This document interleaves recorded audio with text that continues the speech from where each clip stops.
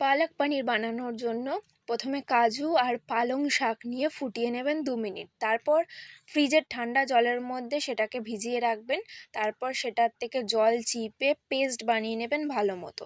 তারপর কড়াইতে ঘি আর সাদা তেল গরম করে তার মধ্যে সাদা জিরে আর শুকনো লঙ্কা ফোড়ন দিয়ে টমেটো, পেঁয়াজ, আদা, রসুন আর কয়েকটা কাঁচা লঙ্কা দিয়ে একটা পেস্ট বানিয়ে সেটা দিয়ে দেবেন। সেইটার মধ্যে আপনারা কুচিও দিতে পারেন, আমরা পেস্ট দিয়েছি। তারপরে একটু নাড়াচাড়া করে ধনে গুঁড়ো, জিরে গুঁড়ো, হলুদ গুঁড়ো, নুন দিয়ে ভালো মতো কষিয়ে নিয়ে তারপর পালং পেস্টটা দিয়ে দেবেন। দিয়ে ভালো মতো কষাতে থাকবেন। কষাতে কষাতে স্বাদ মতো চিনি আর কসুরি মেথি অ্যাড করার পর কিছুক্ষণ ভালো মতো কষিয়ে পনিরের কিউবগুলো অ্যাড করুন।